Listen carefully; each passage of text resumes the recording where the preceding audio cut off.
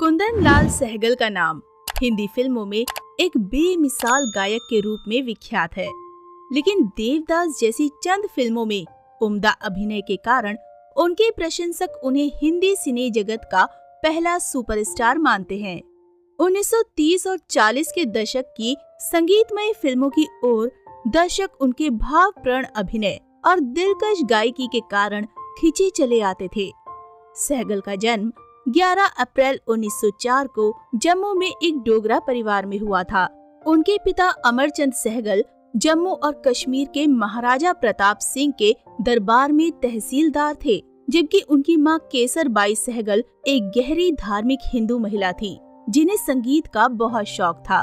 वो अपने छोटे बेटे को धार्मिक कार्यों में ले जाती थी, जहां शास्त्रीय भारतीय संगीत पर आधारित पारंपरिक शैलियों में भजन, कीर्तन और शब्द गाए जाते थे।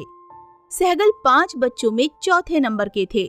उनके 2 बड़े भाई और एक बड़ी बहन थी और एक छोटे भाई से पहले वो प्रसिद्ध चरित्र अभिनेता चमनपुरी, मदनपुरी और अमरीशपुरी के चचेरे भाई थे। अपने 2 दशक के सिने करियर में सहगल ने 36 फिल्मों में अभिनय किया, लगभग 185 गीत गाए, जिनमें 142 फिल्मी और 43 गैर फिल्मी गीत शामिल हैं। सहगल 18 जनवरी 1947 को केवल 43 वर्ष की उम्र में इस संसार को अलविदा कह गए थे। सहगल की आवाज की लोकप्रियता का ये आलम था कि कभी भारत में सर्वाधिक लोकप्रिय रहा रेडियो सिलोन कई साल तक हर सुबह 7:57 पर इस गायक का गीत बजाता था। सहगल की आवाज लोगों की दैनिक दिनचर्या का हिस्सा बन गई थी। वे रविंद्र संगीत गाने का सम्मान पाने वाले पहले गैर बांग्ला गायक थे। ये वो समय था जब भारतीय फिल्म उद्योग मुंबई में नहीं बल्कि कलकत्ता में केंद्रित था। उनकी लोकप्रियता का अंदाजा इस बात से लगाया जा सकता है कि उस जमाने में उनकी शैली में गाना अपने आप में सफलता की कुंजी मानी जाती थी। मुकेश और किशोर कुमार ने अपने करियर के आरंभ में सहगल की शैली में गायन किया भी था। कुंदन के बारे में कहा जाता है कि पीढ़ी दर पीढ़ी इस्तेमाल करने के बाद भी उसकी आभा कम नहीं पड़ती। सहगल सचमुच संगीत के कुंदन थे। सहगल की उदारता के कई किस्से मिलते हैं। कहते हैं कि न्यू थिएटर्स के ऑफिस से उनकी सैलरी सीधे उनके घर पहुंचाई जाती थी, क्योंकि अगर उनके हाथ में पैसे होते तो आधा वो शराब में उड़ा देते, बाकी जरूरतमंदों को बांट देते। एक बार उन्होंने पुणे में एक विधवा को हीरे की अंगूठी दे दी थी।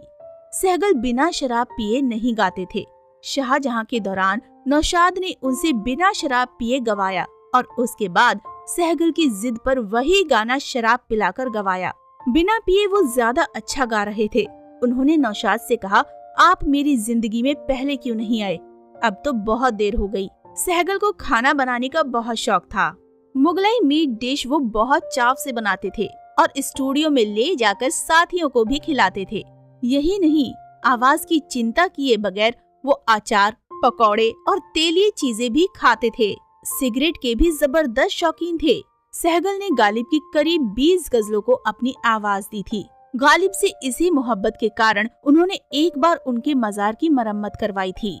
सहगल पहले गायक थे जिन्होंने गानों पर रॉयल्टी शुरू की।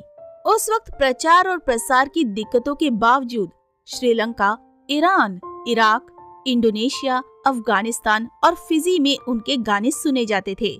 वो विग लगाकर एक्टिंग करते थे।